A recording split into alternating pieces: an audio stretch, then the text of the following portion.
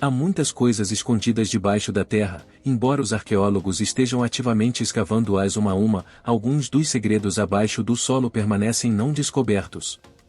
Já se inscreve no canal, deixa o like, vamos começar. A Horda de Bois. Eric Laws era um homem em uma missão. O homem perdeu seu martelo e estava determinado a recuperá-lo. Em 16 de novembro de 1992, Laws partiu para um campo em Oxon Village, perto de Suffolk, com um detector de metal que recebeu como presente de aposentadoria. Laws explorou o campo e tentou encontrar a ferramenta que havia perdido. Quando o detector de metal captou um sinal forte, Laws pensou que havia encontrado um grande pedaço de metal. Ele começou a cavar e rapidamente ficou evidente que havia tropeçado em algo incrivelmente valioso. Depois de algumas pás de terra misturadas com moedas de ouro e prata, Laws percebeu que havia mais para descobrir na fazenda. Pouco depois de começar a cavar, ele parou e contatou as autoridades locais.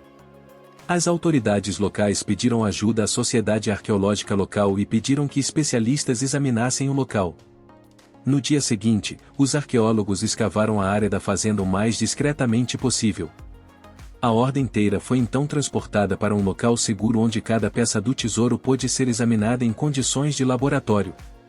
A horda contém 60 libras de objetos de ouro e prata, incluindo 15.234 moedas romanas, dezenas de colheres de prata e 200 objetos de ouro. Felizmente para Laws, o governo britânico lhe concedeu uma impressionante quantia de 1,75 milhão de libras esterlinas por sua incrível descoberta. Eles também o elogiaram por deixar o tesouro intacto. Enquanto isso, os arqueólogos que trabalharam na escavação receberam uma generosa recompensa. Afinal, o projeto em que trabalharam tornou-se famoso como a maior e mais recente horda encontrada na Grã-Bretanha. Antes de prosseguirmos, curta este vídeo, clique no botão de inscrição e ative o sino de notificação agora mesmo. Livro de Ouro do século XV. Quando Buffy Bailey e seu marido Ian usaram seu detector de metal para procurar tesouros em uma fazenda perto de York, Inglaterra, ela não esperava encontrar muito. Quando ouviu o familiar bip do detector, esperava descobrir algo insignificante, como uma etiqueta de orelha de ovelha ou uma aba de uma lata de bebida. Mas em vez disso, descobriram um pequeno objeto feito de ouro. Pesava menos de 1 onça e media cerca de meio polegada de comprimento. O artefato tinha a forma de um livro e provavelmente datava do século XV. Era feito de ouro de 22 ou 24 quilates, tornando um dos artefatos mais preciosos descobertos nos últimos anos. Nas páginas abertas do livro estão representações de vários santos, incluindo São Leonardo e Santa Margarida. Arqueólogos e historiadores acreditam que o livro era propriedade de um parente do rei inglês Ricardo III. Pode ter pertencido à sua esposa, Neville, que manteve o artefato consigo durante a gravidez e o parto. Após examinar o artefato, especialistas acreditam que ele vale cerca de $130 mil, ou talvez até mais. Mas sua importância vai além de seu valor material. De acordo com historiadores, o livro remonta ao período em que as leis de santuário proibiam que qualquer pessoa além da nobreza carregasse ouro. A Biblioteca de Ashurbanipal. Se há um lugar que os historiadores lamentam até hoje, é nada menos que a Grande Biblioteca de Alexandria. Este antigo estabelecimento detinha milhares de manuscritos que poderiam ter revelado os segredos do mundo antigo. Infelizmente, foi destruída. No entanto, você sabia que existe outra biblioteca significativa que remonta a cerca de 2.600 anos atrás? Esta é a Biblioteca Real de Ashurbanipal, também conhecida como a primeira biblioteca do mundo e a mais antiga biblioteca real sobrevivente. A Biblioteca Real de Ashurbanipal foi descoberta por arqueólogos escavando no local de Nínive, que agora faz parte do Iraque moderno.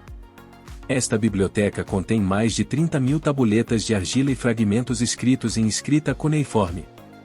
Ela abrange uma ampla gama de assuntos, desde registros governamentais até literatura. Ashurbanipal é frequentemente considerado o último grande governante do Império Neo-Assírio, que reinou de 668 a 627 a.C. Não é de admirar que a biblioteca nomeada após ele fosse digna de um rei. A maior parte de Nínive foi queimada por fogo por volta de 612 a.C. Todos os livros feitos de papel foram destruídos pelo fogo, mas os tablets de argila não eram tão frágeis. Em vez de queimar, os tablets de argila permaneceram resistentes apesar do incêndio. Na verdade, o fogo levou os tablets a serem reforçados e assados mais firmemente. Até hoje, esses tablets de argila permanecem entre os registros mais bem preservados ao longo de milhares de anos de história mesopotâmica. Antes da descoberta da biblioteca, tudo o que sabíamos sobre a antiga Assíria vinha da Bíblia ou de relatos anedóticos. No entanto, a descoberta dos antigos tablets mudou o que sabíamos sobre essa cultura. Hoje, a maioria das coisas que sabemos sobre a cultura mesopotâmica vem desses tablets. Múmias Frankenstein. Existem muitos rituais que nossos ancestrais realizaram no passado e que ainda não compreendemos completamente.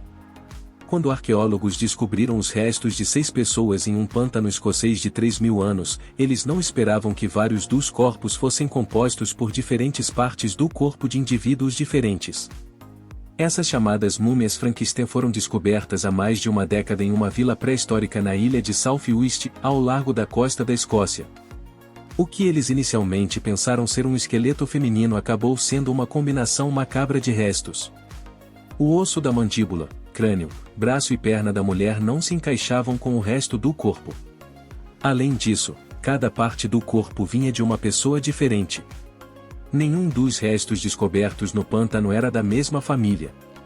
O que é ainda mais surpreendente é que alguns dos restos pertenciam a pessoas muito mais velhas do que as outras. Por exemplo, um dos esqueletos masculinos antecede os outros em pelo menos um século inteiro, mas ele não foi enterrado até centenas de anos depois.